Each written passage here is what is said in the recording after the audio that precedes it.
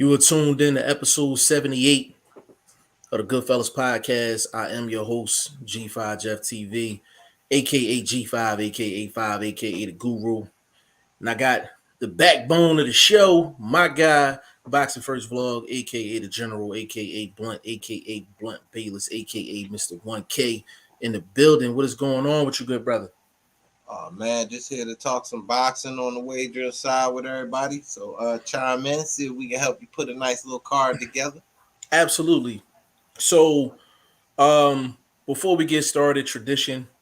We did a sound check before we got on, but anybody that's listening right now, put a one in the comment section if you can hear me and you can hear Boxing First Vlog. Okay, put a one in the comment section.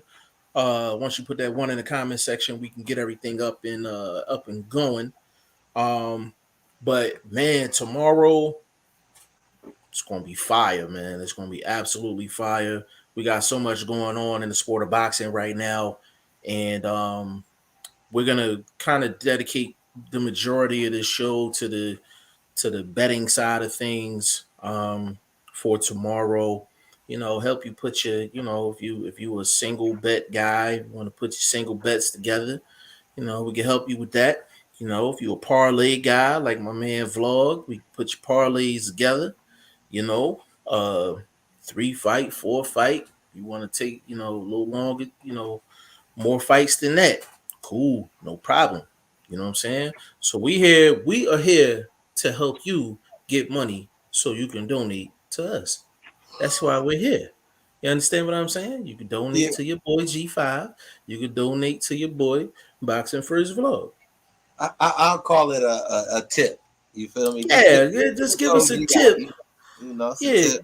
y'all about to win off these, off this good game we about to give y'all. So, at the end of the day, hey, look You know out for your when. boys. Yeah, You know yeah. what I'm You saying? got the cash apps up there, G5.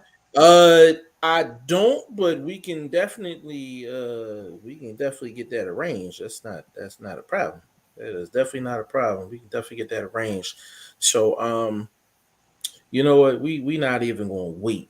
So what we gonna do right now is we gonna bring up these lines right now, and we gonna share the screen and let's see. So we're gonna run down some of the main lines right now, and we're not gonna mention the site, but can you see it? Okay, Vlog. I'm just gonna run them down real Yeah, quick. yeah. I got you. I You got you. got it. All right. Yeah, numbers. So And numbers may vary from different places. So yeah, yeah, I'm sure a lot of people already know that. But if you looking for the best numbers, that's the best way to do it. Is kind of shop around until we give y'all that ultimate connection, and then y'all yes. get that connection. It's soon to come. Soon to come. Soon to come for sure. So right now, just we gonna do the main fight so far. So Gennady Golovkin is on a money line is -500, and Ryota Murata is a +350. For my people that are gambling inclined, um, what that means is you have to bet $500 on if you think Golovkin is going to win. You have to bet $500 in order to win $100 on Golovkin. Now, Ryota Murata is if you bet $100, you're going to win 350 off that 100. So that's what the money line is. So that's the Gennady Golovkin fight. I think that comes on about 1 o'clock in the morning Eastern Standard Now, Time. yeah, it's gonna be because it's going down in Japan, so the time zone thing is a major difference. So hope Yeah. y'all can take a nap or something like that. I don't know how Mm-hmm. it goes for everybody, but just to add on to what Jeff was talking about that money line. This is why shopping around is a good thing. Until, like I said, spoke on earlier, we give y'all that plug, but shopping around because I'm looking at something that's different. I'm seeing -575 for Triple G, and Royota is looking at a +400. So I seen that as well. I you seen got that as well. you look for the best number for the way you looking to fade the particular fight. That's Correct. you know So another fight that's a big fight. So I'm gonna pick like the top 5 fights, and then we're gonna get into um more of the fillers, smaller fights, the filler the fights. fillers, So fillers. the fillers. So we got Gabe Rosado and Shane Mosley Jr. That's going to be on tomorrow. Gabe Rosado was a minus 300. So you got to bet 300 to win 100 on Gabe, and then Shane Mosley Jr. is a plus 220. Now I'm not gonna lie, I think that's good odds for Shane Mosley plus 220. Like Gabe being a 3-1 favorite, I don't think Gabe is that good to be a 3-1 favorite against anybody. So just from a number standpoint, I like that. I like those odds on Shane Mosley. Um, I'll Erickson, say this. go ahead, bro. For me, the that sort of fight, we gonna get in depth into them longer, but that's another fight where the numbers are not gonna be as widespread as the first fight because I only see a $10 difference from the site I'm checking out. So, like I Okay. said, you definitely as we just trying to give out information at this particular episode and help fans put together the best ticket that they can. But yeah, it's only a $10 difference on that one. So, you know what I mean. Yeah. And so with the next one we have is Erickson Lubin versus Sebastian Fundora. Now I know Vlog, you ran some numbers on another site where both guys had a minus number on their money line, but on this one, Erickson Lubin has a minus 150, and Sebastian Fundora has a plus 120. To be honest with you, I love the plus 120 for Sebastian Fundora. He could flat out win this fight. So if you can get some positive money where you're getting a little bit more bang for your buck. I think Sebastian Fundora is definitely a play there, especially if you win a part in some parlay action. I would probably do more than one parlay and have Erickson Lubin on one and Fundora on the other. But that's good odds for Sebastian Fundora because he could flat out just win that fight. What you think about that, bro? I don't disagree with your pick. I would say another way to look at that, if you wanted to kind of do like a fantasy sort of thing, or maybe like a lotto sort of thing, throw a quarter unit on a stoppage. You know what I mean? I wouldn't probably Mm-hmm. pick round, but I would probably pick the fight ends in the stoppage. Now, if those sort of bets, very excuse me, I'm tongue twisted real quick, but they're different on different sites. So some sites you have those sort of bets, other sites you may not. But if you Right. want to look a different way to bet that fight, try to look for a stoppage because I'm sneakily thinking either guy could stop one another. So Yeah. look at it that way too, just to kind of add a little bit And, more spice to the fight. and you know what? Let's and that fight don't have no props on it. So, Yeah, but there you again, go. Prop bet. the prop bet, yeah. Now, the fight that Vlog is going to be most interested in this weekend is definitely going to be Ryan Garcia and Emmanuel Tagoe. Um, and Was Emmanuel I? Tagoe is Was I? plus. I didn't know I was. I thought you Well, was.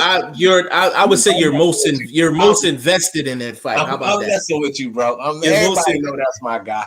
I'm messing with you, bro. hold on, those are you made me hit the stop the share button. I'm, Hold I'm on. messing with you, Yeah, bro. We I gotta keep screwed it up. live. You We gotta got keep my it live. yeah, you got my trigger finger going. Uh so Ryan Garcia is a minus 1800. Emmanuel Tagu is a plus 800. So for my betting inclined folks, you can bet $100 on Emmanuel Tagu when you're gonna get $800 back off your 100, and it's gonna take you $1,800 for you to win $100 on Ryan Garcia. Now, what I'm gonna do here is I'm gonna bring up they have three prop bets.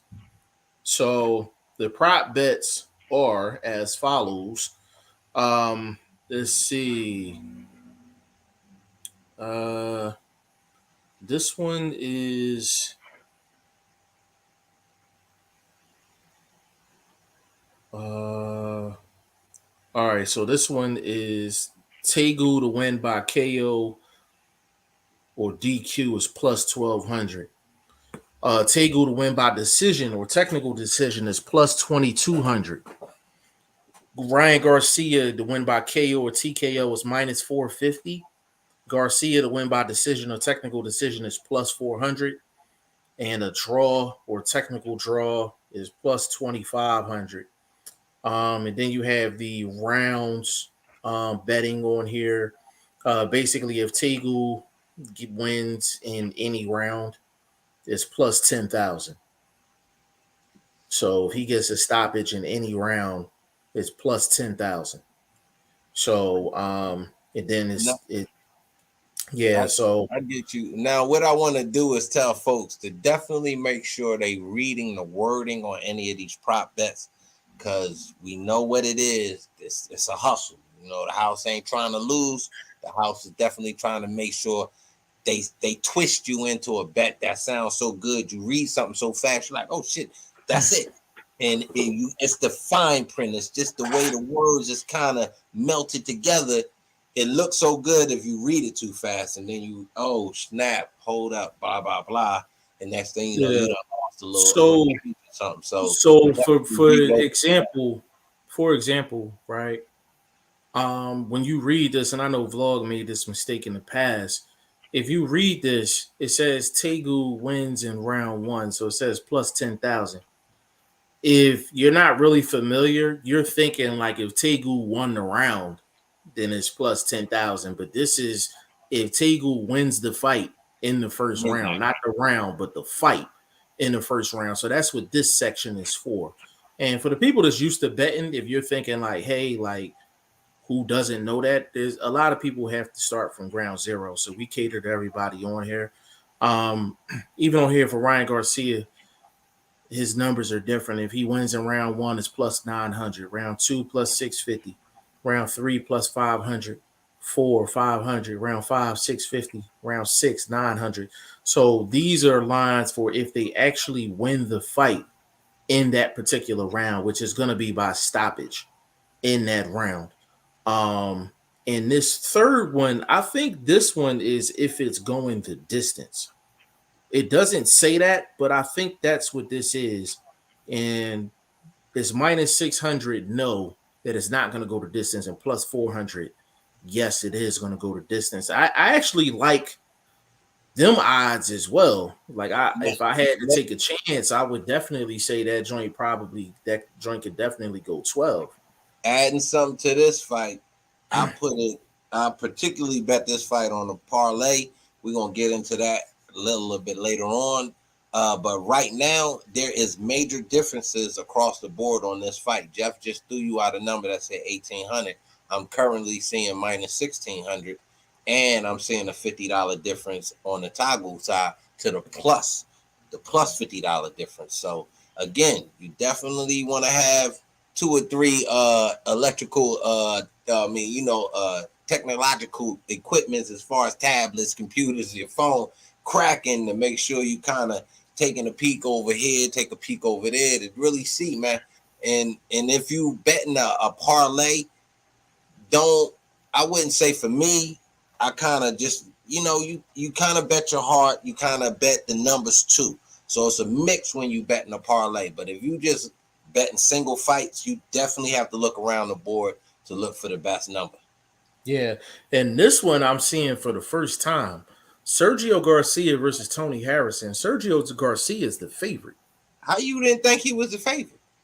because we was talking on the other show and we thought Tony Harrison was the favorite and we thought I didn't Sergio think. Garcia because I we both said that we thought Sergio Garcia was going to pull off the upset.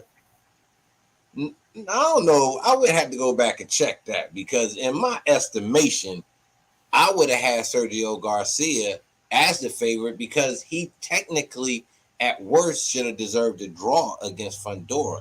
So when we looking at numbers on fights, you got to go off of past history when they're starting to set the Well, rank. the thing is, it's interesting because I'm like, when you look at it, and people got to realize when we're talking boxing versus betting is two different conversations. So I want for people to understand that. So past history does play a lot into it, but this actually, if you're looking for a value bet, um, Tony, and I was looking for something from Tony Harrison going into this fight to see if because I like You Tony got Harrison when Gracie. he has a little bit of edge to him. Yeah, So you got Gracie. the fact that he was getting ready to fight Cuba Arias on the press conference, I like that. It shows some, it shows some spunk. And that's what I wanted to see, because I'm like, when guys be in these silk sheets or they going through something and they mind is off of boxing, that's mainly what I'm looking for. So Tony Harrison plus 200 for your betting purposes. Now Um, hold up. I have to mhm. rebut my dude. You know, I don't always agree with him.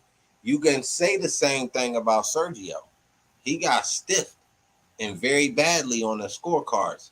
So he's definitely coming in with the same sort of edge and some spiciness to him. So Yeah. Well, those both taking those both into consideration as a fan, it should be a great fight.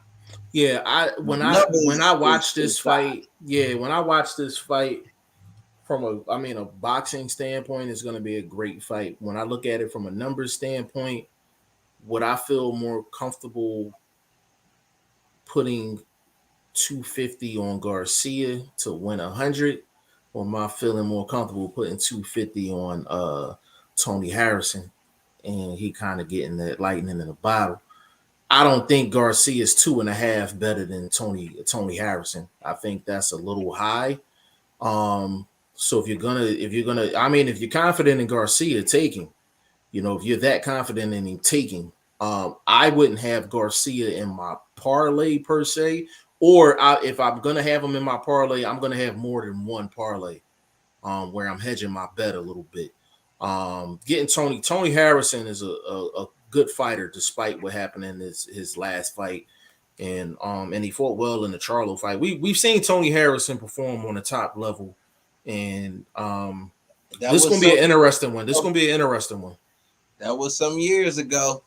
Yeah, and the thing is, we gonna see what happens with this fight, because I'm like, because if Sergio Garcia gets this victory, I almost look at it as like it's a coming out party. You almost look at that. That's a high number for Sergio Garcia. Like, Sergio Garcia is not. Let's keep it real. He's not a highly skilled guy. He's not highly skilled. Like, he got a motor, got some power, and that's about it. But he's not more skilled than Tony. He's not more skilled than Tony. I Do you stay away? So let me ask you this: do you stay away from this fight in a parlay situation, since you take parlays all the time? When you taking parlays, you have to bet information too. That means information is who's coming in fresher, whose size matters, the tail of the tape matters in these sort of situations. And I'm serious. I think that Garcia is the type of guy that the camp, not the camp, but the organization may lean towards behind the scenes. So these are Okay. things that come Yeah. into play in boxing. You got to look at it. Tony's had his opportunity. They threw him a bone in the last one. Right. So him Right. going through the wash with them, Mm-hmm. hey, you know what I mean? You didn't get it done with Charlo. You got knocked out. You was technically winning that second fight, but Yeah. I mean, you got knocked out badly. So we don't Yeah. even need to see a trilogy in that one. And then Yeah. you had the outside of the ring issues that kind of led to the inside of the ring issues. So Mm-hmm. I mean, betting on with knowledge and betting on with facts. I gotta lean Garcia. Garcia, he's the bigger guy too. Yeah. I you with skill, but that's a younger Tony. Do you remember? You got years added on. You got some fights added on since we've seen that movement, seen a Yeah. little bit of power from Tony. You know what I'm saying? I'm talking about Yeah. like I mean, he looked at terrible against Perella. Yeah. So for first of all, big shout out to family right here, Burt Wood in the building. Big shout out to you, Burt Wood.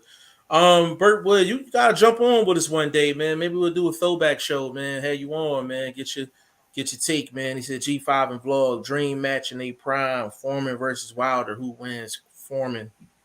Foreman, Not easy. a doubt in my mind. Yeah, that's an He easy was one. That's always the bigger dude, bigger even dude, in and their he's youth. and listen, Foreman in his prime was a bigger puncher than Wilder.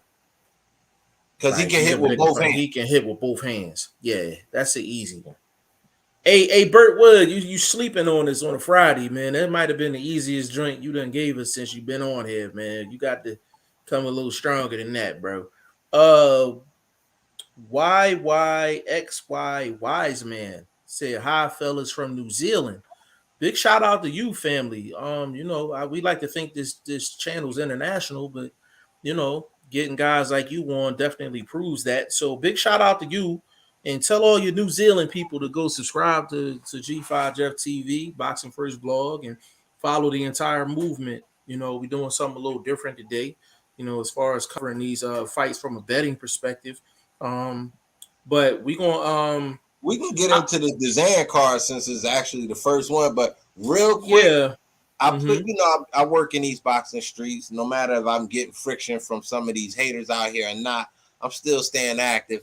And I put up a post on Twitter about the top rank card, and I got a couple bad reactions. Like, you know what I mean? They said it was full of shit. I said personally that my quote was the card wasn't stacked, but it was full. I mean, a lot of bodies on that card. Basically, Right. the biggest name on there is Michaela Smith, and then I believe they got this up and coming either dude is welterweight or he junior middleweight Santinellian. Yeah. So I got to double back and check his weight again, but I know they looking at him to be probably the next kind of guy for them in either one of those divisions. But he 28 but don't nobody know him, so you still trying to find that lane for him on your platform, and basically anybody off that card is Michaela Meyer. Yeah. That's the only one that anybody knows. So I kind of get the feedback from the tweet, but I mean, there's still betting opportunities on there. So we can take it, as we going through this, John. You can't forget about the opportunities off that card when you talking parlays. Yeah. Understood. So right here we have this is video from big shout out to Box Talk 101. So this video is from them. This is basically the Fundora and Sergio Garcia fight, and we just showing a little something with that. Let me get my banner up here real quick. We're gonna slide that up in here real quick. Let me go back here, see if we can get this thing, get this full screen, and get this popping real quick. See how that look. There we go. So yes, so Fundora and Sergio Garcia, that was their both of their last fights. And you know, this is part of the reason why Sergio Garcia is a 2.5-1 favorite over Tony Harrison because of what he did in this fight. So again, just mentioning this video is for commentary only, which is allowed under the Fair Use Act. We did shout out the actual person that owns this video. So we don't want no smoke, you know what I'm saying? But yeah, I but mean, Garcia is pretty big, and he's standing next to a goddamn giant. So yeah, Tony's yeah. never been Tony's been a lean guy, but Garcia's solid for the frame that he's under. So You can tell he's solid. He's definitely solid. because he Um, pressed in this fight. yeah, and you gotta look at it. It may not look like it, but Garcia is solid up top. He's solid Yeah, up top. And show the if you game nice. Show the game nice. yeah, You see how he came out throwing? It wasn't quite an overhand right, but it was a right going over the top of that high guard of Fundora. So we got to see what Tony, you know what I mean, gonna be able to do with a guy that has yeah. looks like he has some diversity in his practice. You Yeah, see and what I'm you saying? see Garcia's he coming right in the front door. He That's coming why I right in the told you he front pressing. door. Yeah, he's He pressing. pressing. And usually and I understand why Garcia is a favorite because Tony Harrison doesn't deal with pressure good later in the fight. So I But definitely he get it. also isn't a banger like that either. So you see what I'm Right. saying? Outside of his movement, they can't secondarily rely on his power to kind of bring balance into how you're wagering this fight. You see what I'm saying? Or how you're at least Right. laying the numbers for this fight. Right. So if you're checking Fundora, if you've never seen Fundora fight, obviously he's like 6'6", 6'7". And but if you notice the shots, the shots are compact. If you notice, and if he throws anything wide, he's throwing something wide to get out the side door. That's what kind of makes Fundora a really interesting fighter. Um, Now you know what I see in this fight that I really hadn't seen in his past fights, and his dad was trying to do the same thing with one of their second tier fighters in mhm. Starlin Castellano. He's wanting them to box, and both of these guys for tall guys are traditional Latin style fighters. They want to get in, mix it up. You know what I'm saying? You know, quote unquote Mexican style fighters. They want to get in and mix it up. So I think that's what he was kind of working on early in the fight. Because to me, he's the bigger guy. You would think he would have been the one more or less coming forward. Even if the jab wasn't landing, he should have been stepping in behind the jab to get Yeah, the rest of those combinations off that he throws. But it was like maybe dad was wanting them to use the ring, maybe try not to get so much damage staying close to his opponent. I don't know. It just looked different from the norm. yeah, and if you can see here, even in this first round, Garcia and Fundora, they are constantly working the entire round. And another reason why Garcia is a favorite against Tony Harrison is people question Tony Harrison's gas tank. You know what I'm saying? Which is definitely going to be a factor in this fight. But let's go to Burt Wood real quick. Burt Wood, he said, "What's next for Chocolatito?" I mean,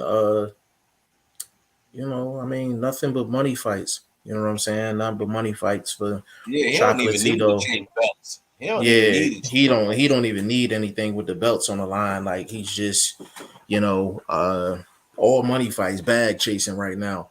Um Now as far as what you're seeing right now, you're at this is actually a great fight to look at because when you look at Fundora, Fundora is constantly in range because of his height and his length, and he's always working. You can Fundora's never not working.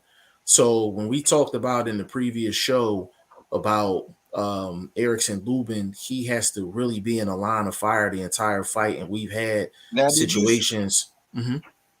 did you see that part right there? That may be a big part of kind of how far this fight may go down the line and how much energy.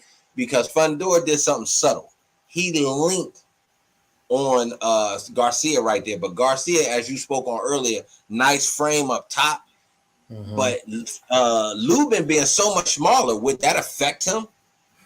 Like you see what I'm Yeah, yeah. It's and the thing saying? is, Him being so much shorter, that's somebody what leaning makes on you would. yeah, that's what makes actually that's what makes Fundora really good because he does a lot of subtle things that don't get noticed, and what he gets the angle on guys as a side. And mind you, he's 6'6", 6'7", and he's still winning the battle with a footwork. He's not even trying. He's just off his length alone. He's naturally on the outside of the other guy's foot. So you have to adjust to that as well. But the thing is, with Lubin's a southpaw as well. So we got two southpaws fighting each other. But the thing about Fundora, why I think he has a pretty good chance in this fight, is because nobody ever makes Lubin work all 3 minutes of every single round. So eventually he's gonna get touched. So if Lubin can take Fundora's shot consistently, then cool. But it's kind of hard to make Fundora run into shots. It's hard to make him run into shots because he's punching down, he's coming forward, and then his foot is always on the outside. So we're gonna see how Lubin actually adjusts. Um, And then any of the big shots that you really want to catch him with, you got to wind up to a certain extent. yeah, That gives him an ability to see it. To not that he's the greatest defensive guy, but yeah, he crunches up pretty well. He doesn't take a lot of things flush. So if you have to wind up, you're helping him to a certain extent. yeah. And That's this is why good. for the overhand that I'm seeing from Sergio, it wasn't a wind up. He was just kind of shooting it over the top fast as he could to get it home. So it was almost like Fundora couldn't time it, and it Yeah. was getting off Uh-huh. early in this round. Yeah, we got another person from New Zealand in the building. Said Big Turbo SRT Jeep. Big shout out to you, family. We just in here chopping up this good game so far. We went over a couple lines a little earlier, so we showing a little film study right now. Sebastian Fundora and Sergio Garcia. These are two of the fights that we're, looking at as far as parlays and possible single bets, things like that. So you can see Lubin gonna be in for a long night. If he gets the victory, he gets all his, give him all his What flowers. you're Give him all saying, his flowers. what you're saying in this fight right here is the roles will be reversed in this fight coming up. It well to me because you're seeing the bigger man on the back foot trying, I guess, something new in camp or kind of fighting for what the opponent's giving them. Okay, the opponent's a come forward guy. I'm a come forward guy. We don't want to clash too early, so I'm gonna use this jab, fight off the back foot, show a little something different than I've seen in my career. And I think he's doing an okay job for a guy that's not, a gazelle in there like that with his feet. You know what I'm saying? He's sliding. He's not really picking his feet up all the way off the ground, so saving energy by just kind of sliding.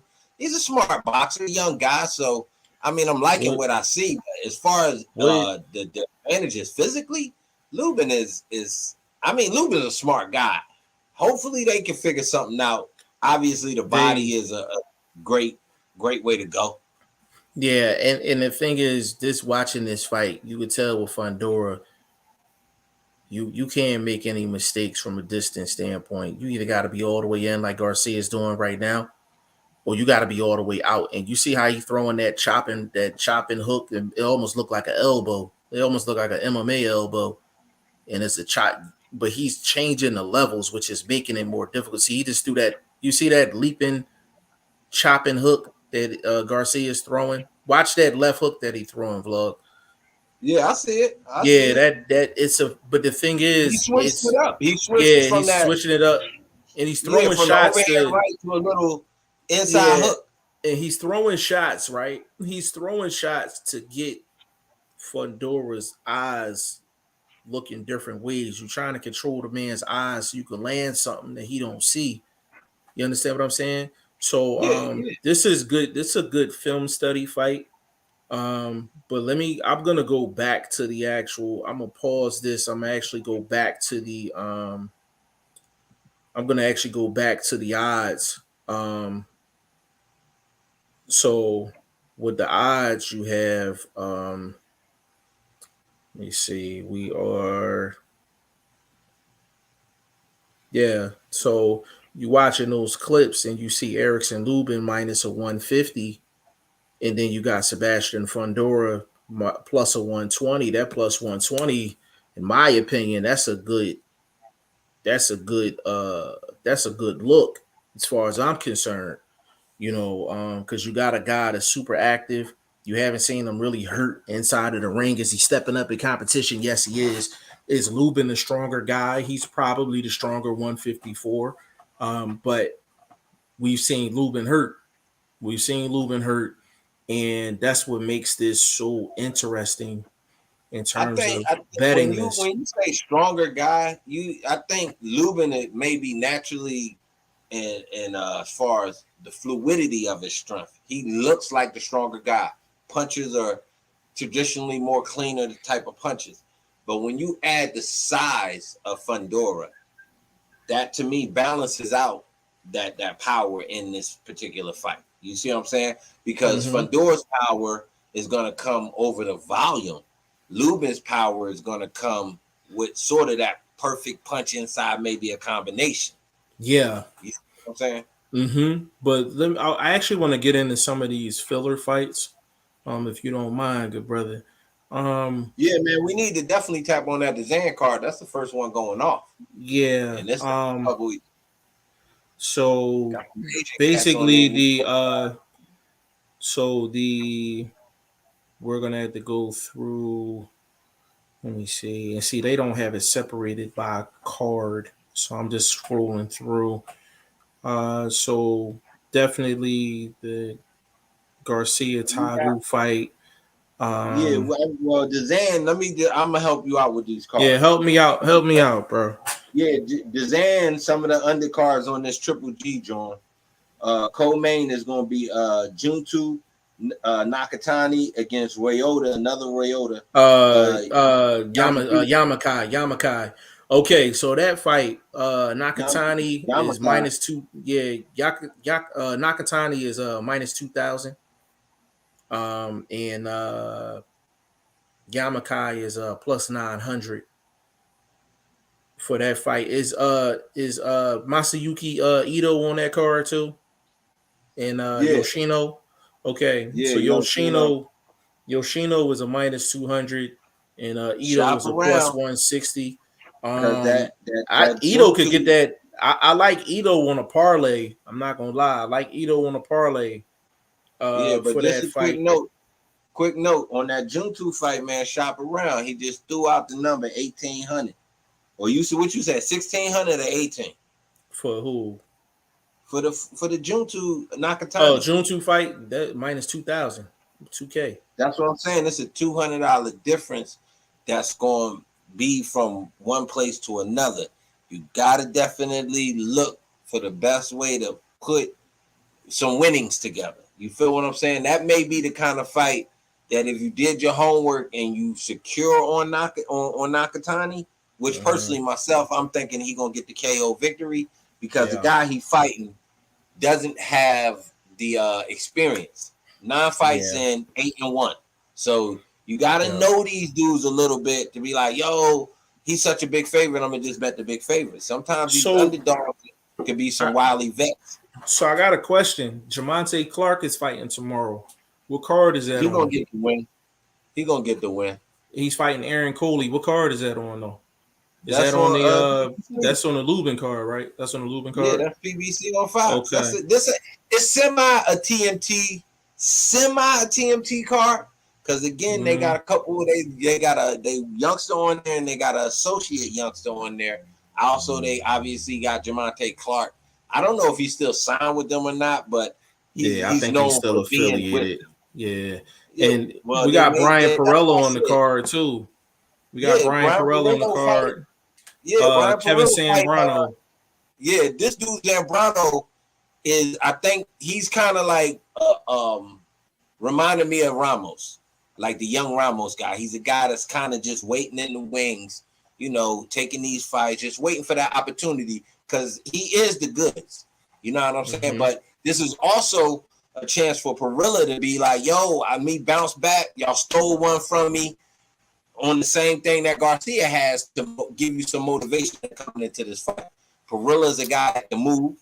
You know what I mean? He's coming up 154. I think this might be a second, possibly third fight at 154, but he's really known Yeah. for being that 147 guy majority of his career. So is Yeah. he bringing up some power? This dude Zambrano is just a come forward guy, headbanger, put the hard hat on, go in there and go to work. Nothing real special about Zambrano.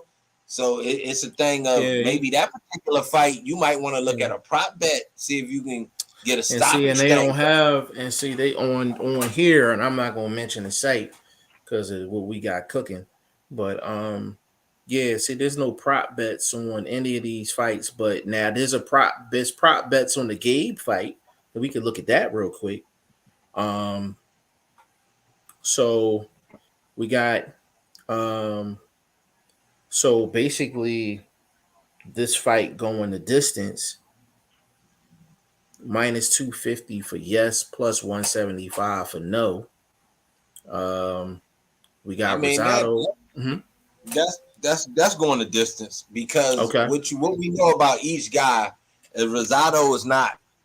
He's the type of guy that if he gets a stoppage, it's gonna come to him. He's not the type Mhm. of guy that's gonna go out and hunt down a stoppage, at least in this part of his career.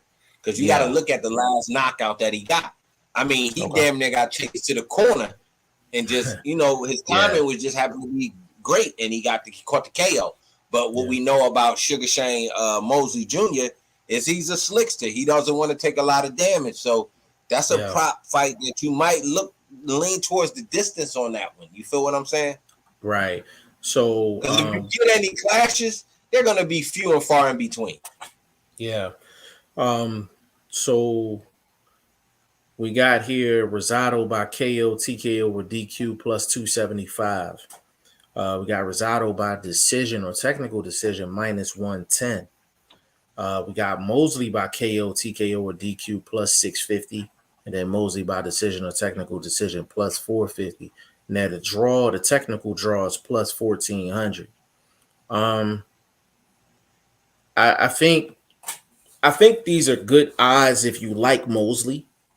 If you like Mosley and if you're doing a single bet, and let's just say you got something small, like you got let's just say $50. You could put 25 bet Mosley on the KO TKO. That's plus 650 and put your other 25 on Mosley by decision. That's if you truly like Mosley in this fight. So if you put $25 on it, you got a plus 450. That's what 50, 75, 100, 125. Um, so that's you're gonna be up like 137 or something like that. And then if Mosley gets the KO or the TKO and you got 25 on it and it's plus 650. So what's that? What? 25, 50, 75, 100, 25, 50. You looking like That's like 165, 150, 165, something like that, plus your quarterback. So those are good odds, you know what I'm saying? And those are the type of prop when you take a prop bet, you take those prop bets when you really like a fighter. You know what I'm saying? So except for you betting the money line, you just bet both of these and split your bread. And if either one, if he wins, one of these two is gonna come out. So you're gonna get better odds than you just betting the money line. You know what I'm saying? So that's just a little tip for my gamblers out there. And then you got the rounds as well. Now this is the when you betting rounds, this for my big ballers out there. The big ballers, they bet rounds. You know what I'm saying? We ain't got it like that. So we ain't got it like that to be betting these. So a lot of times we don't be talking about these in particular. Now, You know what I'm now saying? this is, but it's good information. This is doing your Yeah, homework. See, now we know what the fight game is. There's either guys that start fast or there's guys that start slow. So correct. you looking for guys that start fast. Those are the guys you kind of want to look prop bets, see if you can find them in the first, second rounds. And then you got the guys that start slow. Let's take, for instance, like Kiko Martinez, the way he came out against Kid Galahad. You Mm-hmm. definitely, in that particular fight, wanted to look for Kid Galahad, the better boxer, to take maybe the first, second round. You could have, got you some sneaker money or something. You feel me? Mm-hmm. But Yeah. you kind of got to know something about the fighter more if you're going to bet rounds like that. At least their tendencies more, not per se their style, but their tendencies as such as fast or slow starter, don't use the jab, that sort of thing. Yeah. Yeah, But definitely. you come here to get that information too. Check the Absolutely. channel out, man. I stay dropping gems, especially on these low key fighters. Like, you know what I mean? Starting to lean that way and get some of these prospects more of a look and kind of, you know what I mean, giving the breakdown on these guys with their fights coming up. Yeah, definitely. So what we showing right now is just really some matter of fact, let me get back on here and make it full screen. Uh really just some highlight action of Erickson Lubin. And just to give you guys an idea, and again, this is a video for commentary only, which is allowed under the Fair Use Act. So that's Kevin Cunningham You can right there. fast forward some of this, bro. I got you. You I can get the got fast you. forward on. We can get right to the action. I got you. Um, let's see. Actually, I'm gonna come off of this video because there's really not a Yeah, it's a lot of training joint. yeah. It's Yeah, like a it's a training training joint. joint, so I'm gonna come up off Or this a real promo quick. joint. Yeah, this is It's a more like a promo video. yeah. That's a Showtime promo joint, so we're gonna come up off of that. And let me actually pause that real quick. Actually, you know what? Let's get into your guy Tagoe. We gonna so hold on.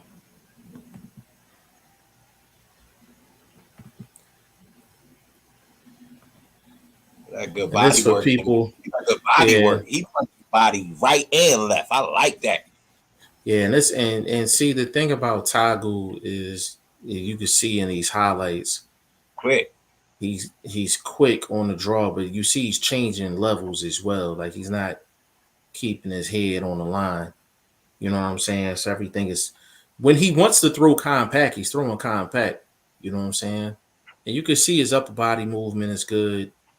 Um, I mean, God bless.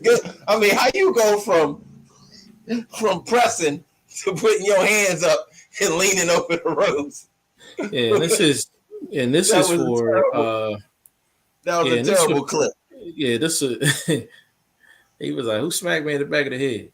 But you see the Uh, punch diversity from Tagoe, triple yeah. uppercut, lefts and rights, hooks, patience, upper body, Yeah. head movement. I mean, again, Now this may be against you inferior competition, but this is how you kind well, of get better by just we, honing what you're good at and making it we, work inside the ring. But go ahead, Jeff. yeah. I wish I you look at these highlights and you're looking like, hey, this is something with Tagoe. Like, what can he do in these highlights that will be effective against Ryan Garcia? And I actually want to bring up one. I actually want to bring up one part. Um, let me see if I can find it really quick. And we appreciate y'all being a little patient with us because this really our first time really like messing around with this. So I'm gonna go back. Hold on. I'm gonna go back here and so I want to. And this was in. I'm a. It's getting ready to come up. This jab straight right hand here. He can get this off against Ryan Garcia. He can get that off against Ryan Garcia. You see that jab, simple jab, straight right hand. He's in range. He can get that off. You know what I'm saying? So I'm looking, see all of this stuff. He can't get all that off against Ryan Garcia. Ryan Garcia is too fast. You know what I'm saying? Quick, simple, 2 shots, 3 shots, close the. You know what I'm saying? Close the distance. So a lot of this stuff we seeing in the highlights, it looks good, but some of the stuff he can't get away with Ryan Garcia. What I'll say in that Tagoe may need to do in this one is instead of leaving it straight, you remember the right hand that we were seeing from Garcia recently? There's the sort of height difference, the way Garcia had the height difference with Fundora, and it wasn't necessarily straight down the pipe, but it kind of came over the top. Still straight, but just leveled up a little See, bit. you see You what he see just the did there? You see what he just did there? Like, hold on, I actually want to show that again. I mean, we should have been doing these videos a long time ago, bro. I like this shit. Hold on. So this right here, jab, jab, body, body, jab, body, body. He can get away with that with Ryan Garcia if he's coming off first. You know what I mean? If he's coming off first, he can get away with that. But let me get in the comment section real quick. Pink Furry Goddess in the building. Big shout out to baby girl. Said I wish my friend Erickson Lubin all the best tomorrow night. Um, Pink Furry Goddess, I think Lubin he can win this fight. He's really going to have to showcase his skill in this fight, man, because Fundora adds a lot of different elements, a lot of problems in this fight. Pink Furry Goddess, that Tagoe guy is going to give Ryan Garcia a lot of trouble. I broke this fight down yesterday. He is very awkward. Yeah, he hold up. Pink Furry Goddess, give me my props because about 2 years ago, I've been told y'all about this dude, Tagoe. He yeah, gives vlog was the first person I know that mentioned him, for sure. the first So person in the West. I the first person I heard of, period, to mention him. You know what I'm saying? As an Let me get elite out. guy, not just a guy that was a fringe dude. I mentioned him as an elite because of his longevity inside the two divisions, 130, 135.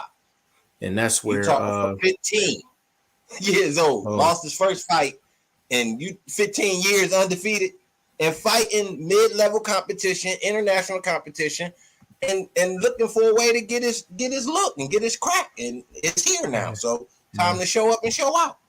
Yeah, this video is from Alex. So this is just more film study on Tagoe.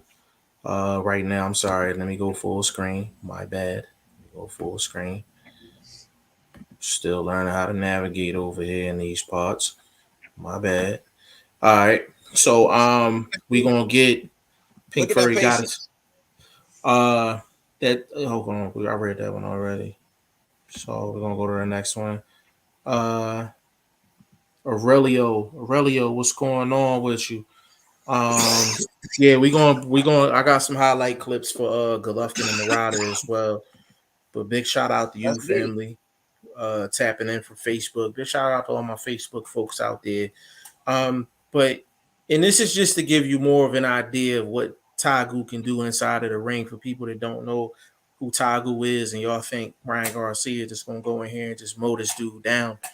You know, Now I don't think that's gonna happen. Ryan Garcia has a speed advantage. We know that. Absolutely, absolutely. So what we do, what I'm seeing in these clips, and I've already seen this from some years ago. He's the type of guy that can counterpunch a speed guy, because he's had some guys that were fast hands, but they might not have had the power that I've seen him face. And this dude right here, he's slick with his. You see how he gets in real quick, but he don't put no pop on that. You see them punches? Now, them might be the fast punches you see from Garcia that might have a little something on it. So there needs to be a sense of caution from Tagoe too. I'm not saying that Tagoe is invincible. I'm trying to show that he is invincible, because you just seen some shots that he ate. I want to show something real quick. He threw a little sneaky little right hand over the top that I want to actually show. I told you about that. He didn't land it, but he threw a little sneaky right hand over the top as he was leaning in. And I think it's coming up now.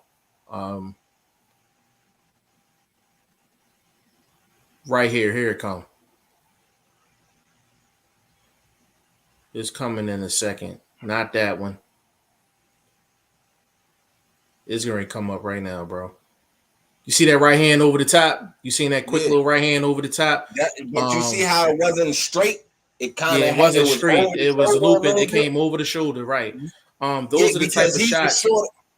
In this fight, he's going to be the shorter guy, so he's going to have to elevate those sort of shots and more than also, punching straight from the shoulder. What you're watching is the thing about Tagoe that I like is that he's always changing the levels. He's up and down. And if you can see, he goes through the fight, he goes through the rounds where he's not loading up. And that's the signs of a true professional. He's not loading up. He's just going in there, just touching. And a lot of times you want to touch a guy to get them to start bringing their hands down and start controlling their eyes so you can land a little something going forward. You understand what I'm saying? So this is good film study. Pink Furry Goddess, Ryan Garcia will be trying to nail Tagoe with that big left hook and straight right hand if Tagoe is prepared for that. And he can take his punch. He can make Ryan look bad in this fight. So the first thing that has to happen, and you can see Tagoe, he switches up defensively as well. Sometimes he uses the upper body movement, and he gets low underneath some shots. And Let me point this out. Yeah. Let me point this out. Do you know what you also seen in these clips that I haven't heard us point out yet, but I've noticed it and haven't said anything? I'm gonna tell you now. Consistent movement. Yeah, constant movement. Puncher, that's not going to help Ryan Garcia. Yeah, even if his movement, just give me a second, Jeff. Even if it's movement right in front of this guy, split second movement, I'm up, down, I'm, you know what I'm saying, I'm looking for my spot. That's going to confuse Garcia as far as where to aim at. So just consistent movement will help him in this fight also. Just side to side, you know, not necessarily flying out the back door, but just movement, body movement. You know what I mean? What we're seeing right now. Yeah, and again, some of this stuff, like he's in the wheelhouse the entire round. Like, I mean, obviously he's not gonna be able to do this against Ryan the entire round. Like, we all know that. The thing with Ryan Garcia, what he's gonna have to do, his jab is gonna have to be on point. His jab and his judging the distance is gonna have to be on point. And I think a lot of times with Garcia, he telegraphs his counter punches. And I was going to say, the referee take a point. Yeah, he telegraphs his counter punches quite a bit. So he waits for a guy to come in and he throws one shot. Tagoe, when he comes inside, he's giving you a lot of different angles. So that telegraphing that one shot is not gonna it's not gonna help him in this fight. Like Ryan Garcia is going to have to really set some things up in this fight. And this fight is more technical than a lot of people think, because a lot of people don't know who Tagoe is. But you could tell by these clips that he's well schooled. He's well schooled, and I like the fact he don't load up on his shots. I just want to see how much Tagoe is willing to stay on the inside. And the first thing he wanted to find out is, can he take Ryan Garcia's shot? If he could take Ryan Garcia's shot, then he Ryan Garcia is in for a long night. But you can see, look what he's doing, like the little elbow right there, create a little bit of space, shoulder movement, shoulder roll. He used that shoulder roll like that Floyd Mayweather defense, but he don't use it all the time. So, but it's always changing. It's hard to gauging, which makes Tagoe difficult to fight. So this is why I was saying, if Ryan Garcia is going to get a victory in this fight, you got to get this man his flowers. And this is not the easiest guy to be going up against. You know what I'm saying? Because he has different levels. You understand what I'm saying? So this is for the people that need to find out about Tagoe. You need to, you know, you need to do your homework on him. But we're gonna be bringing more of this um, onto the podcast, because we talk a lot of technical stuff, but we almost never bring the visuals with it. So we starting to bring the visuals with it. You see how he blocked all that body work, bro? You see how he blocked all that body work? I seen all this, bro, years ago, bro. You You know what know I'm I've been saying? up on this dude, Hey, bro. well, hey man, but we got a commentator for the people that haven't seen it. You know what I mean? No, I know but you I'm seen it. telling for the people that haven't seen it, I've already been telling y'all guys that this dude is a top 5 lightweight in the world. He's just finally getting to fight one of the true, quote unquote, top 5 guys based on name, I guess. How I mean, I don't know.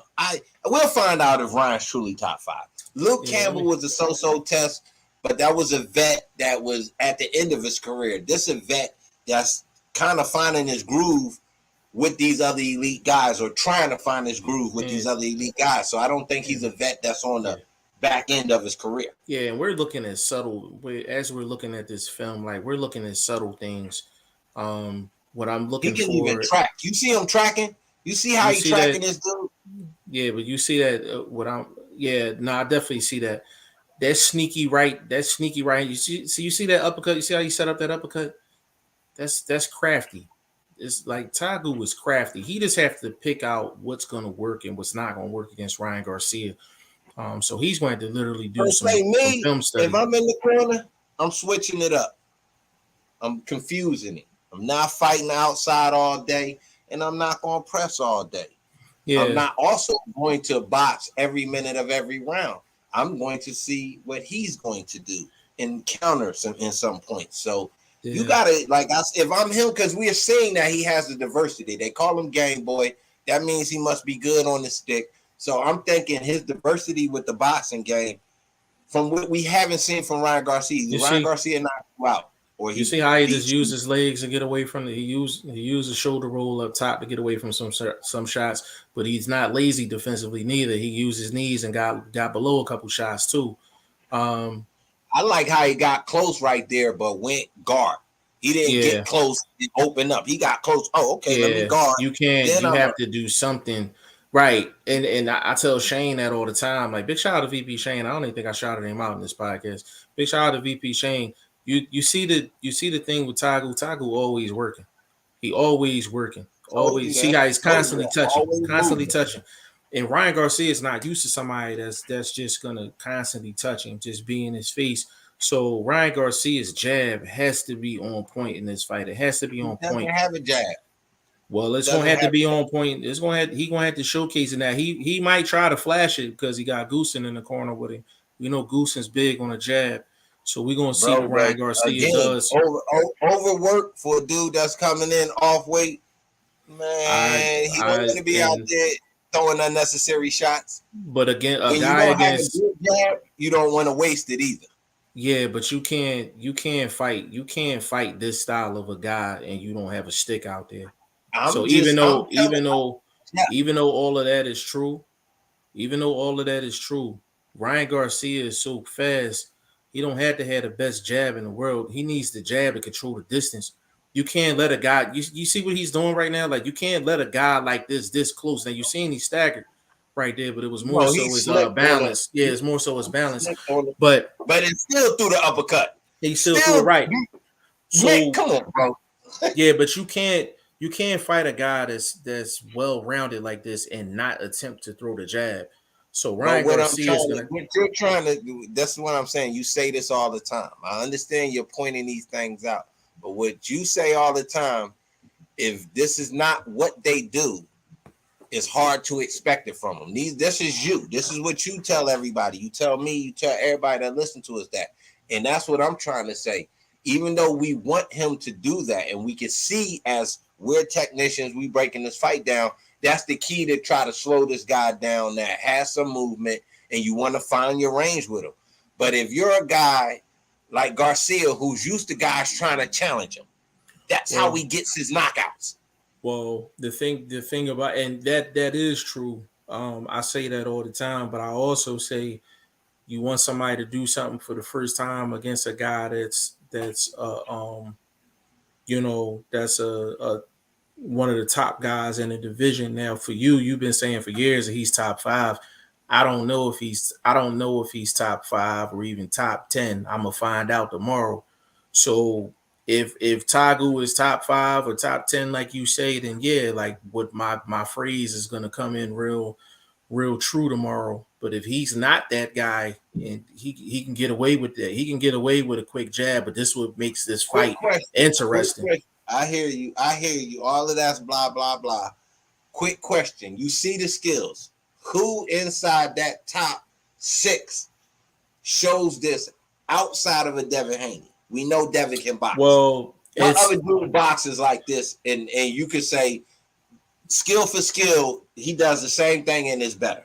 Well, the thing is, it is when your level of opponent is low, you can do a lot of these things.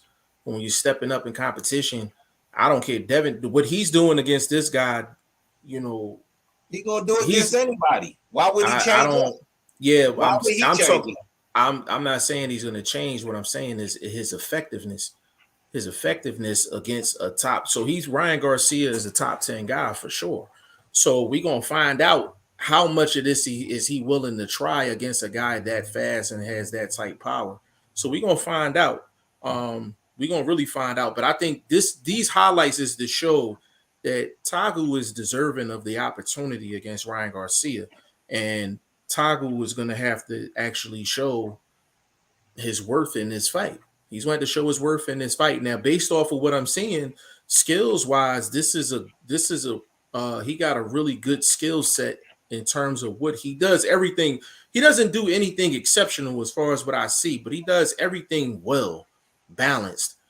His defense, balance, offense, nice variety. Hold up, isn't that exceptional? If you do everything well, isn't that exceptional, bro? I'm answering your question. If you got an 85 on your test, I'm not gonna say that's an A. If you were 85, that's a B. You know what I'm saying? Like if you were 85, that's a B. I don't see anything with Tagoe that's an A. I see everything B to B plus. But I like his style. Nothing he does is A plus. Nothing he does is A plus. Bro. Who is doing what you're seeing right now at lightweight? A lot of these dudes can do that against this dude he's fighting. You done bumped your fucking head, bro, because a lot of these dudes don't fight like this, bro. What are you talking about, bro? Vlog. How quality of opponent is this? Vlog. How quality of an opponent is this? We're not talking about opponent. We're talking about what you do. Hold up, bro. Hold up. Hold up. I'm listening. Go ahead. All right. We saying your style is your style. Right. That's what I'm talking about. I'm not talking about being effective with your style. I'm saying his style. Who in the lightweight division fights and boxes with what we've been seeing for the past 15 minutes? The movement, the different variety in punches. You've been throwing out, oh, look at that slick shit. Blah, blah, blah. This is what I'm saying. I'm just asking a flat question. These guys are better fighters. Tank. I All like. these dudes are, Well, let me answer the question. I like everything that he's doing, but he's able to do all of this because of the opponents he's fighting. I have not seen him do this against upper echelon guys, so that's why I'm watching tomorrow. That's all why I'm right, watching. bro. Bro. I think so. Let me finish. Let I- me finish, bro. Let me cook. If you put You've been Devin cooking Haney, all show, listen, and I've been giving your dude props all show, nigga. Like, come on now, bro. like, stop it.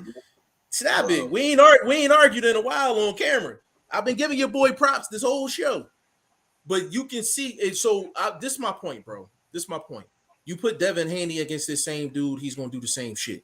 You put Ryan Garcia up against this dude, he's gonna show the same shit. Any top 10 dude, they're gonna look exactly like Tagoe. They're gonna look dominant. You're gonna look dominant. This is What I'm so. asking, Give me. that's not my question. You keep bringing in the guy, bro. I'm not bringing the guy.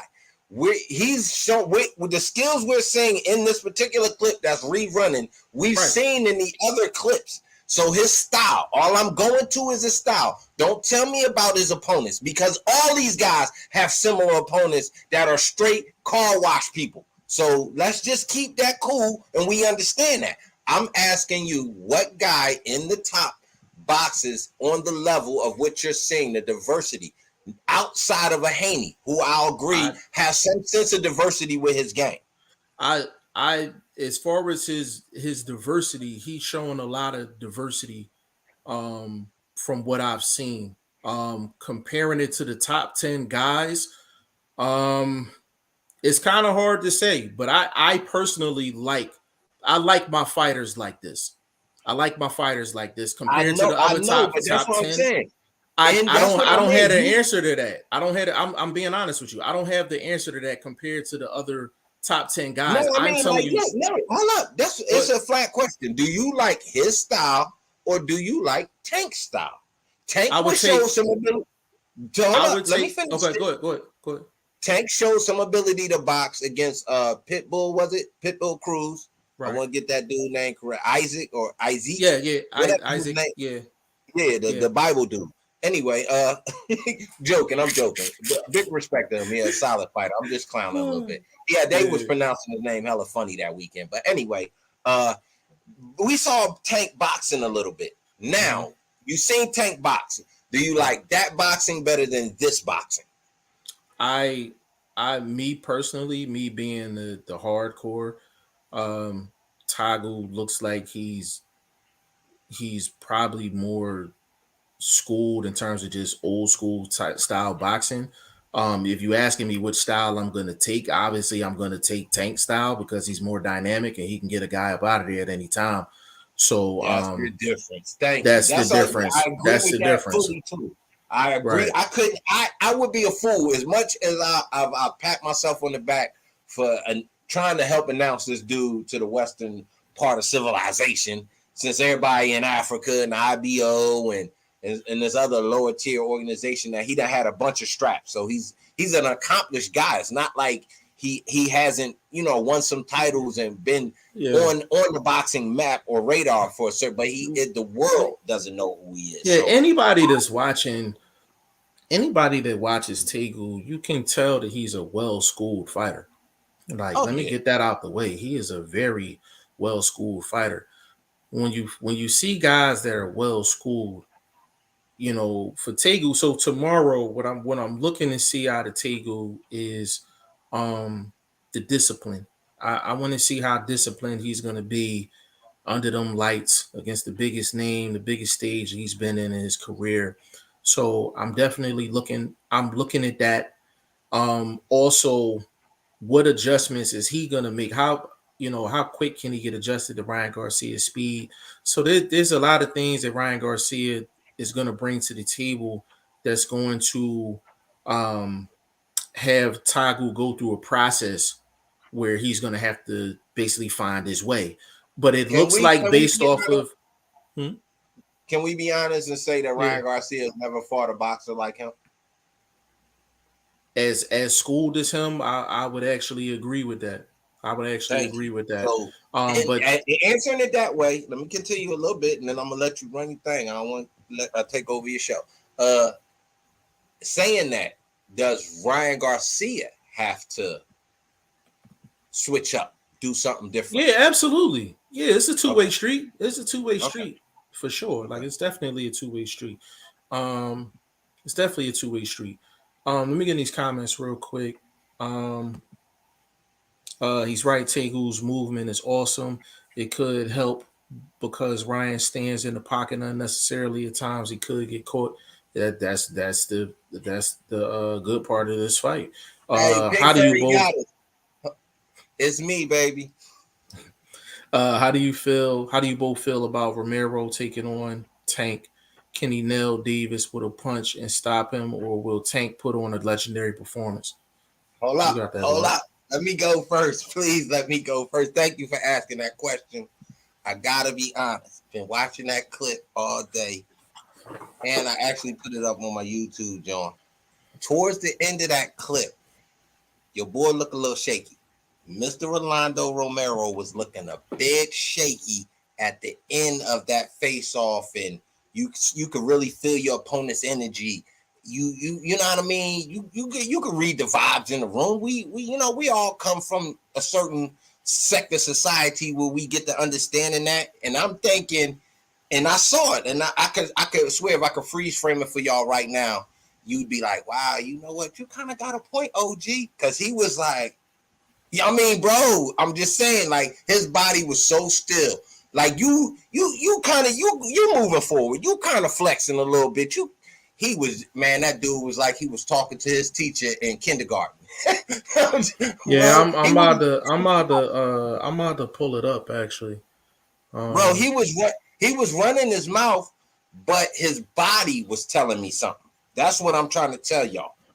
His mouth and his mind might have been in try to talk shit mode and be, you know what I mean? Like I'm gonna respond or I'm gonna say this or say that, but his body said something completely different. And as far as physically, if you mentally not there, because your body is, gonna tell your mind something, and your mind is gonna have to, compute that and then yeah. react accordingly. I mean, right I'm towards actually the gonna end. It I'm was actually about a 30-second clip that I saw. So I don't know how long this one is. Yeah, this one looks like it's about a minute 55. So we gonna run this one. Uh Hold on. Fair use commentary. You could have went to my channel and pulled that shit up. 3, 2, 1.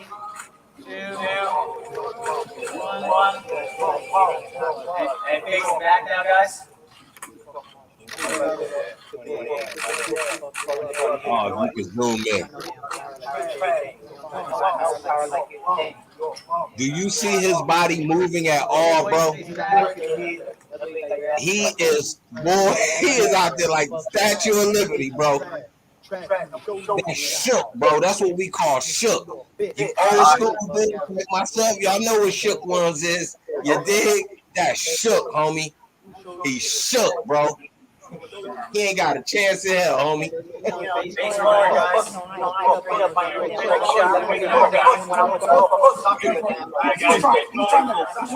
You're trying to get out of the damn fight. He's trying to get the legend. This is what y'all want. This is what y'all get. Man, he shook, bro. I'm going off the body language. I'm calling words.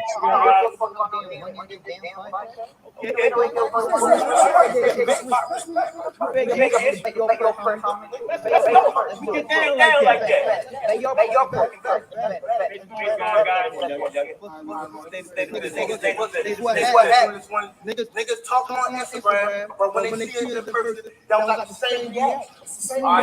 That's it. See what I'm doing, bro? I'm telling you, bro. That right there. I'm just saying, man. I've been talking a long time, nigga. I gotta read the scene like it's braille, homie. Ooh, man. Yeah. Your boy looks shook. Now, as far as what can happen technically inside the ring, I just think it's about when Tank catching. That's really it, bro. Like, I don't think Romero has the IQ to figure Tank out. That's where that's probably the biggest thing you said in that whole spot where you were talking. It's an IQ thing for me, because what's gonna happen is, hold on, let me put my headphones back in. Um, yeah, was you able to hear that? Okay, No, it was terrible audio, bro. That shit was so terrible. just audio or the video. Yeah, probably. I don't know. I mean, yeah, it was definitely because our audio sound cool, so it was obviously the audio or the video was terrible. Okay, yeah, because But I that's had the why I was audio. saying that wasn't important to Yeah, me. Like it wasn't about them words, bro. Because you could see he didn't really step forward until the arm came out. Well, I don't know yeah, whose ever arm that was. that was That's what he that's kind of. cool. You talking about Coach Bullet? That's Coach Bullet. So just to kind of give a backdrop, these two been rivals like for years, and they never sparred. They've in the Mayweather gym, it's been known from what I've been told, they will be in two separate rings sparring two separate people, and they'll literally be talking shit to each other from the other ring. So they just they don't like each other. Like this is gonna be this gonna be a nasty fight. It's gonna be a nasty fight. I don't see it Man, lasting did you six see that rounds. Montana Love clip? You talking about the one when was fighting the dude? That's an old clip. You talking about when he was fighting the dude and sparring, and he bent him all the way over the rope and was Yeah, hitting him yeah. with that shit. Like, how Yeah, you like? What's your take on that? I mean, to get like that in sparring, like them dudes, you could tell they've been going at it in sparring. Like, so I mean, it happens like that. Now, I think whoever that was outside of the ring, as a matter of fact, that was Montana Love's trainer. He should have got up in there because he should have got up in there. But I mean, sometimes I mean to go down like that. You know what I'm saying? No, that's what that leads me to this question. This is why I'm a great interviewer. Do you think there should be a third person inside the ring doing sparring? Nah, I just think I think what should it depends on who's sparring. It depends on who's sparring, and I'm talking about the level of sparring that it is. If it's some bullshit sparring, then you will want a third person in there because you don't want it to get out of hand. You don't want the skilled guy to tee off. If it's a competitive sparring, we don't need a third person in there. It depends on the level of sparring. It is the difference between, I if you mean, got but a that world class guy versus a guy that just started boxing, then yeah, you want a third guy in there. all right. Well, that's what I'm asking about that Montana Love. My take on But that we particular don't know clip the is dude though. okay, but we know Montana Love, and I'm going based on now. This is a part where I'm going to use his words against him. You just said you stopped this dude. So now, why are you in there doing this to him again when that's proving nothing? Is your skills are not getting better by beating up someone you just said you already beat up, Well, and then you um, got dirty with the pushing over the ropes and all of that. just to and I don't know the real answer to that, but just to I guess kind of play devil's advocate. Um, I mean, it might have been a situation where that he might have been the only dude available that day, so he was like, "Fuck it, bring him back in." But there's guys that and I don't know this. I don't know the other guy, so I'm kind of just just beating around the bush with this one. But it's been known like fighters will spar other fighters for like hundreds of rounds, depending on if they're in the same gym, same camps, and all of that. So that's that goes throughout like boxing history. But if Montana Love is 15 levels above this dude, then yeah, there's no sense in him doing uh a whole lot of sparring with somebody that's just is a confidence booster. You know what I mean? So I understand what you're asking as well. So I would need to do more homework on who the guy is. But if he's just a guy that's just in the gym and that's just somebody that Montana Love beats up on, then yeah, like they're gonna have to get better sparring for him. So that's an open ended question though. We had to get more info on that though. But yeah, I didn't. I mean, you see it. I mean, even you can go back to Devin Haney and Shakur. Even when they sparred back in the day, Devin Haney was getting a little nasty in that. You know what I'm saying? In that sparring, but Shakur knew how to handle himself. You know what I'm saying? So I mean, it get like that sometimes. It was definitely dirty. I mean, no doubt about that. It was That's getting why dirty. I'm asking, especially in a situation like that, where you have two future stars possibly, and I'm sure that they teams at the time were building them up towards that or putting them on that road. So why wouldn't you have a third body in there to make sure it kind of don't get out of hand? Well, You stay close for any injuries. I Also work on these youngsters separating it to work on their breath. You understand what I'm saying? Like, if I you taking a step back, when you're being forced to take a step back, that's your opportunity to work on your win. I'm thinking the third man, and it gets you used to truly dealing with a referee consistently. Yeah, and you see it both ways. You see some guys, they're in there and there's a third guy in the ring. I mean, there's a clip of Rolly in there sparring a guy, and there's a third guy in the ring, and they literally tackled each other. The third guy didn't matter. You know what I'm saying? Like I'm like, if it's But going to go down, it's going to go down. yeah, but you still gotta have a presence, bro. I mean, I get it. I I'm I'm looking just at it saying I've from seen it both a ways. perspective. And from like, you know how in basketball or something or football, they'll be like, oh, no off-season activities. Hmm. I look at sparring that way for boxers. Like, you see what I'm saying? Like, sparring can go so far to where as though it's detrimental to even a guy that's considered a house guy. To me, that's a video that doesn't make Montana Love look appeal. I mean, he can be the bad guy. Now you're like almost like you want to turn yourself into the bad guy. Either you, Mr. Love, and the ladies love you, you doing hair and this, that, and the third, or you're the bad guy. So, you know what I'm saying? If I'm his I manager, I wouldn't have let him put that out. that clip been out for about a year, so that's an I old know ass he clip. recycled it. He Yeah, just put it up because I yeah, followed him. So he just I put it don't up think again. yeah, I don't think I don't remember him ever getting any backlash off of that. And the you got to look at it like we don't look at people don't look at boxing the way we look at it. So people will look at that clip, and a lot of people will look at that and they'll think that's entertaining because they don't have the same boxing eye that we do. So we're in the minority here. So that's why he's Yeah, not I catching get no it. flack I for get that. it. He's not I catching get it. no I flack for get it. that. Hey, I Yeah, got I they got a actually. hot 10 minutes left, bro. Let's All tap right, you into got this it. Triple G Murata joint real quick. Yeah, so let me pull up the odds on that real quick. Hold on just a second, bro. Um,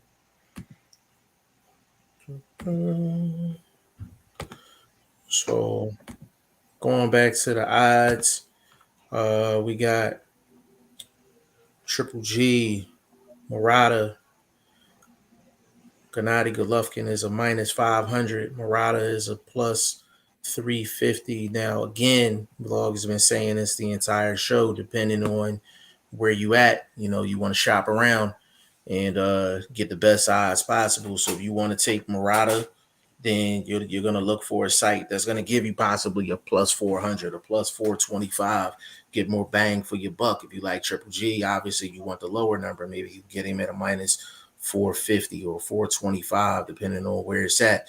But how do you feel about this fight in terms of the odds? Well, I think the odds are based on resume than Correct. per se last uh final game, like your last game. How they say in football, you're only as good as your last game. So Yeah. it like other sports, boxing does go based off your track record and things like that. So for Hmm. Triple G, I don't think they solely went based on his last game. They went on his overall track record, and he's the more veteran fighter. So you kind of want to give the boxing IQ edge to him over a young Murata who hasn't per se seen the level of competition that Triple G has. So I Correct. can see the lean towards Triple G. Also, he is a rested older fighter. So it's not like That's he's a coming great point. off of That's a 8 months. great point, bro. It's me, baby. It's me. Great point. Great point. Yeah, but like 100%. I said, real quick, lean in this one. I'm actually going to lean Murata, and it necessarily isn't just because of the numbers. I think the lean helps me because he is the underdog, but I think his youth and his what a guy that hasn't lost is hard-headed. So, you know what I mean, it's Triple G, that guy that's this prospect killer, that's this, this conqueror of young upstarts or young warriors. I don't think that, man. You know what I'm saying? Because again, I gotta go back off of what you showed me in your last fight. You fought a guy that was wear and tear almost same level as you in Derevianchenko. Mm-hmm. And Derevianchenko put hands on you. And now you got a younger guy that comes forward the same way that Derevianchenko did in that fight. Yeah. I don't Yeah. see Triple G as that boxer that step back, pivot, throw a counter, Nah, get out. that's I not don't him. see that. So Yeah, that's not him. I'm edging Murata based on young athleticism and the homer. He's technically the homer. So Yeah.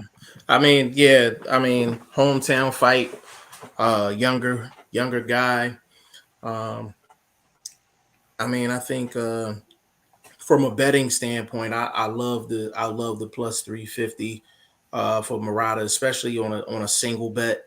Um, I don't know if I have enough confidence in him to put him in my main parlay. A secondary parlay, definitely. We'll get into these props real quick. This one looks like is it gonna go to distance? Yes, plus 150, no, minus 200. Murata by KO or TKO is plus 1100. Murata by decision or technical decision is plus 650. Golovkin by KO, TKO, or DQ is a minus 165. And a Golovkin by decision or technical decision is plus 250. Draw or technical draw plus 1800. And then we have the rounds. Basically, if Murata wins in any round from 1 to 6, there's a plus 10,000. Round 7 to round 9 is a plus 8,000, and round 10 to 12 is a plus 10,000. And then Golovkin is spread out across the board. The highest odds for him to win is round 2 is that's plus 2,800, and round 3 is plus 2,000. Everything else is pretty much spread out. So quick that's question for yeah, the pick your brain real quick to help anybody that may be trying to bet on this fight. yeah, Do you see Triple G pressing forward in this fight? yes, because he don't know no other way. Okay, now saying that, I ask this. Does Murata have the boxing ability to have power on the back foot? Or I is he a don't guy that's strong coming forward? I don't think he has. I don't think he has the skill set to consistently be on the back foot. That's what makes this fight interesting because I feel like Golovkin has the better boxing skill, but because of the age, because he's on the road, he got a lot of factors going against him. I think they're gonna meet like this. They're gonna meet like that. You know what I'm saying? This guy Murata reminds me. I'm not gonna say across the board flat out, but similar to Bivol, where I don't know if he's diversified like that. Yeah, But when he does it very good. Like when I yeah, say he presses, he's yeah, a very great pressing fighter, throwing straight punches. Big guy coming straight down the pike at you. It's yeah. hard to kind of, you know what I'm saying, say that that's not a great advantage in this fight. You're taller, you're kind of punching downhill, and you're inside shot. So we gotta work. We gotta find out if Triple G still got any head movement.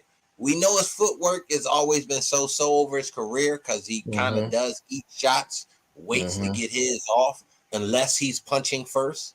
Mm-hmm. So I wonder where his footwork is right now. I like you said, I think it'll be a clash. But if Triple G presses, I'd like to see if Murata got some kind of right hand counter, some sort of hook, step out the side door, or just that fake check hook that they throw. You know, Garcia Mm-hmm. throws that quote unquote fake check hook. That is Yeah. not a. Let's get into it real quick and just real quick. A check hook involves the added movement. You're checking yourself to see if you can get out that side door. Yeah. You don't want to go out the side door and here come a hook. knocking you upside the head and you trying to slide. So you throw your hook first and then you get out the side door. Yeah, it's any hook without movement is not a check hook. Thank It's you. got to be some type of it's got to be some type of an electric slide to the left or to the right. Boy, I And mean, on every across the board, Zan, ESPN, anybody, I've been hearing this. Oh, he just threw the check hook. Motherfucker, he is back against the ropes and he just threw a hook. He's not checking anything, bro. What are you talking about? that's a counter hook. If a guy is backing up or on the back foot and he's throwing a hook, that's a counter hook. If he's sliding to the left or sliding to the right while he's throwing a hook, that's a check hook.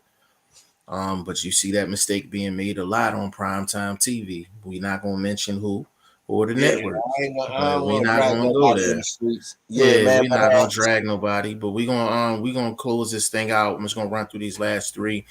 Pink Fairy Goddess, I agree with you about the level of opposition to we clearly can see the skills though. Absolutely, you can definitely see the skills on Tagoe.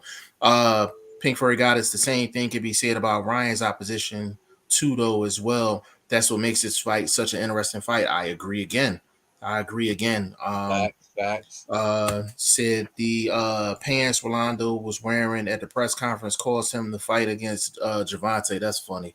That's funny. And hold on, and he had the shoes to match. So And that the was they were jacket. custom. No, he was And the jacket, they backstage was with no custom. shirt on. Listen, you don't get that at Macy's. You don't Hold get that up, at bro. Macy's, man. I'm gonna say this. I try not to go into the TMZ side of the game too much.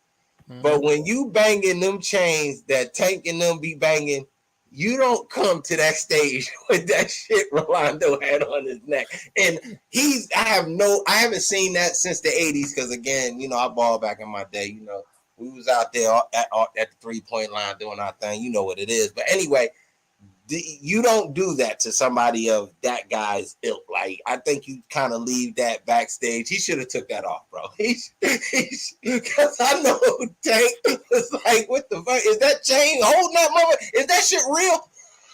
Right. That's definitely a 12th and Market chain for sure. Bro. That's a downtown 12th and Market. No, that's a jeweler's row joint. That's a jeweler's row joint. That's an 8th Street. That's an 8th and Chestnut joint. Yeah, that's where I got my first Cuban link at. Yeah, Pink Fairy Goddess Devin Haney beat the crap out of Rolando in sparring before. Yeah, Rolando is not. I don't think he's technically sound, and that's where Tank should win the fight as long as Tank keep his emotions in check. And I've never seen him not keep his emotions in check. Tank should be fine in this fight, and I don't think it's going to last 6. I don't think it's going to last 6 rounds. What I'm gonna say is, I think Tank could use the Fury to his advantage, where he's just mad and he gets this dude out of here.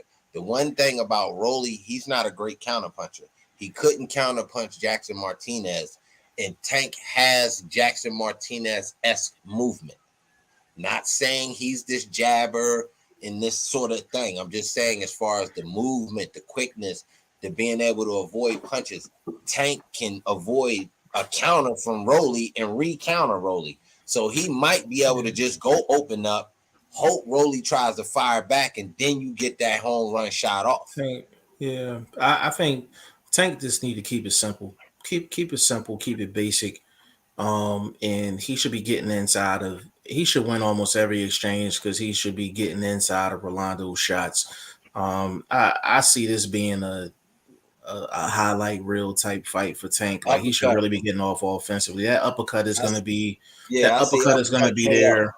Yeah, I can see that uppercut being there because the thing is, when he fought, before we get up out of here, Tank didn't land that uppercut like that against Isaac Cruz, because Cruz, you could see in camp, he was doing a lot of this. So he was blocking it up top. So he didn't have as much success with the uppercut against Cruz as he will with Rolly. I think he will have a lot of success with that counter uppercut that he likes to throw, where he rolled to the side and he give you that uppercut like that. He gonna have a lot of success with that against Romero. Plus, trying to throw the uppercuts against a guy that's technically shorter than you is hard when you're already short. Facts. So Facts. It was just going to be hard to naturally get that home based on Cruz's natural defense. He's just a crunched up, balled up fighter. Yeah, so it takes, because he's fighting a shorter guy, that uppercut against a Rolando Romero, that's more like a 45 shot Yep. against Eastside Cruz because of the height difference.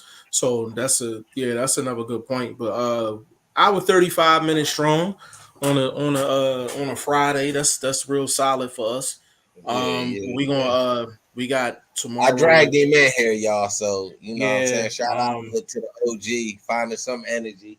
Man, I had yeah. that biopsy real quick, man. That shit hurt like a gunshot, motherfucker. God damn. Yeah, man. So we getting everything together as far as that, man. Getting the proper test done and everything, just to Yeah, yeah, identify yeah. what's going on, and then we know how to rumble going forward. Yeah, you know, Um, still but here. just y'all can see what we did on this podcast. Like you're gonna get more of that, just the visuals with the talk, and people already compliment us on the talk. So now you're gonna get the visuals with the talk pretty much every show. And then once Shane returns, then this is really gonna be, how L Dub break down the rankings and stuff like that. You literally gonna be coming here for the technical stuff.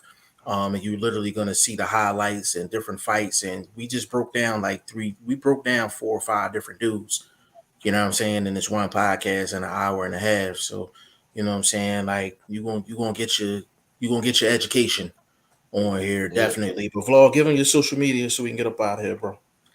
Boxing, the number one STVLOG on Instagram. Check me out. Jeff, man, slide through there, man. Check out that good works I got cracking, man. Put up some numbers for these fights. Some great clips on there. Dropped a couple videos this week. Should be getting definitely active either with some lives or some reaction videos. I'm gonna see what my man's schedule looking like and see if we go in this weekend. If not, then you'll get some Yeah, reaction videos. Check I me got out on off Twitter. tonight and I got off tomorrow and Sunday, so we could All right, then definitely we do something. going in tomorrow. We going in tomorrow for Tagoe. I got to go in. That's my Yeah, dude. He know that. He hit me up. That's my guy. He be rocking with me on Instagram, and he know I've been like, yo, this about that time, bro. I'm telling you, you look me up, bro. I brought you up. They laughed at me. I'm saying this dude right here and Shane. They was like, who the fuck is that? Whoop de whoop. Now the world about to find out. So when he win, don't let it be too much of a surprise. Can go back and say the OG did tell me, but we hard headed. We don't listen. But anyway, um, hit me up on Instagram and Twitter. because we getting ready to get off, I'm gonna let him get away with that. I'm gonna definitely let him get away with that. Will Stokes, of course, you would come in on the back end, man. Big shout out to Will Stokes, man. That's the family right there. Big shout out to you. Follow me all over the place, man. Facebook, Instagram, Twitter, G5 Jeff TV across the board. We got G5JeffTV.com. Season 3 of the Boxing Prediction Fantasy League is coming up. Pin game from Vlog and myself will be coming very soon. The website's getting revamped. He said, Vlog, you actually think Tagoe winning this? Depend on it depend on the cards too, man. We definitely doing our own cards on this one. Big shout out to my bro Tree James in the building. He gonna be fighting next week on the 16th. I got that care package coming to you, big bro, and that's just off the strength, bro. No sponsorship, no nothing, off the strength. So I ain't forget about you. But yeah, we definitely gonna tap in at some point tomorrow. We'll probably do some recap work on Sunday, and then we'll do episode 79 of the Goodfellas podcast on Monday. Big shout out to VP Shane. I see he's on the ground, but I don't know where he's at. His signal was just jacked up, so he's unable to jump on these podcasts. But hopefully we'll have everybody back starting next week. But we got a big night of fights tomorrow, so rest up, get your rest, and it's gonna be a marathon, man. We'll be tapped in with Boxing First Vlogs channel, be tapped in with this channel because we're gonna be covering everything all the way around, man. So on behalf of Boxing First Vlog, aka General, aka Blunt, aka Blunt Bayless, aka Mr. 1K, VP Shane, aka Ice Cold Shane, your boy G5 Jeff TV, aka G5, aka 5, aka the Guru. On behalf of the staff, we'll see y'all this weekend. And episode 79 of the Goodfellas podcast will be back on Monday.